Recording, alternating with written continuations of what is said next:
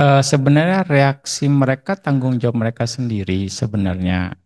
Ya, tapi kita bisa meminimalkan reaksi itu ketika kita bisa bertindak bijak. Ya, jadi kalau biar gampang ya nih, kalau orang nggak suka makan bistik, jangan dikasih bistik.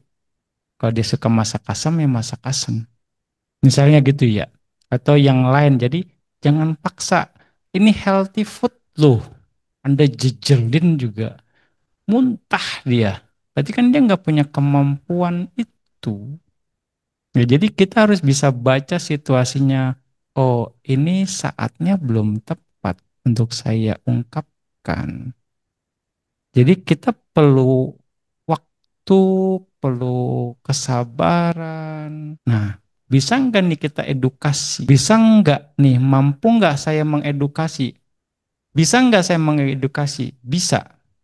Mampu nggak saya mengedukasi? Belum tentu.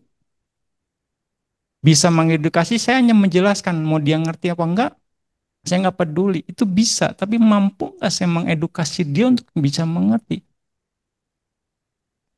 Ini yang harus kita pahami situasinya dengan baik. Ya, artinya kita hanya meminimalkan saja potensi-potensi itu. Ya, kadang ini perlu kesabaran tingkat tinggi untuk ke sana gitu. Kalau bukan ngebodoh amat, itu mah urusan dia. Anda nggak bijak dengan kondisi itu. Anda menyakiti yang lain. Itu kan yang tadi Buddha berkatakan ya. Buddha bagaimana terkesan ambigu? Tidak. Outputnya Buddha akhirnya happy ending semua. Kalau kita perang bisa berantem.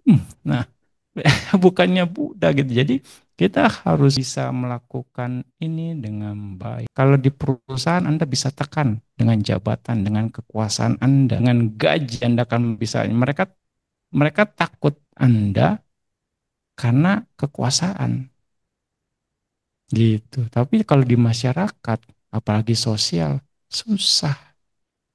Ini yang harus tarik ulurnya luar biasa gitu. Permainan main layang-layang itu tarik ulur, lihat lagi, imbangin lagi, terus cari bentuk bagaimana ketika ketika bisa oke, pelan-pelan, ya dirangkul pelan-pelan satu-satu disesuaikan. Ya itu yang seninya ya. Ya, bagaimana kita seni membaca situasi dengan baik. Kira-kira gitu ya. Nah, ini memang perlu pengalaman. Ya, Anda mau tahan banting, Anda harus siap dibanting-banting. Itu prinsip dasarnya. Artinya ya experience, ya, pengalaman akan membuat kita jadi lebih baik mengalami sesuatu. Ya. Nah, jadi ya refleksi suta ini akan sangat baik sekali. Sekali lagi ya kadang kita perlu wait and see. Bukan cari aman, bukan. Hmm. Kita bisa bersikap. Tapi kalaupun enggak ya kita bersikap sendiri, itu akan lebih baik. Gitu ya. Nah, Tapi gitu Bante, kok. maksudnya gimana eh, kita juga nggak tahu soal eh, level kebijakan orang itu gitu Bante.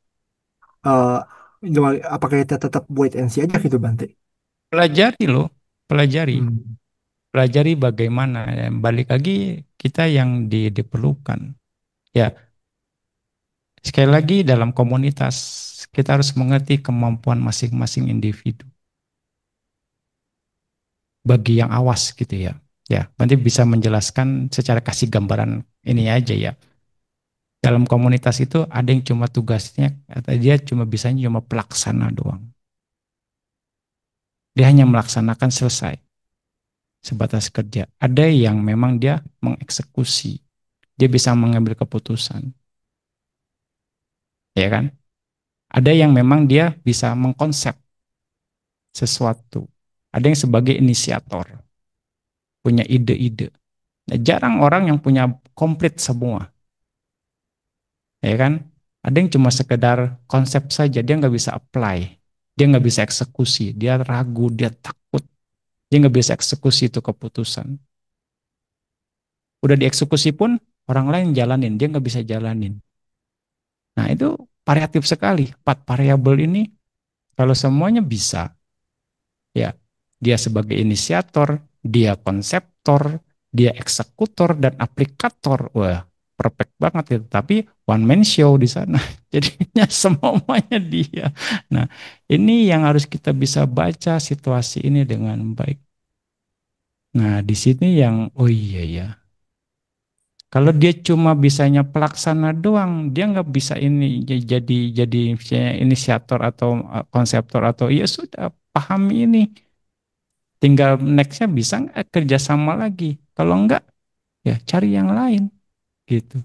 Misalnya bisa nggak diimprove, bisa nggak diedukasi, ya kan? Coba ayo ikut sama-sama upgrade mereka skill mereka dengan berbagai cara. Jangan cuma nyala-nyalain doang. Punya tanggung jawab moral untuk upgrade sama-sama gitu kan. Nah, itu yang harus dilakukan. Hmm, bukan cuma menekan. Kalau di perusahaan Anda mungkin bisa tekan karena kekuasaan. Nah, itu yang harus membedakan cara gitu ya. Itu yang harus ini ya, Kodianto ya. Jadi ya, kita harus bisa baca situasi dengan baik. Hmm. Tapi jangan sampai orang nurut Anda karena takut. Hmm. Jangan sampai orang nurut Anda karena kekuasaan. Orang dengerin Anda karena ada maunya. Tapi orang mengakui Anda, nurut sama Anda karena kebijaksanaan Anda. Ya, ini yang harus kita upgrade. Hmm.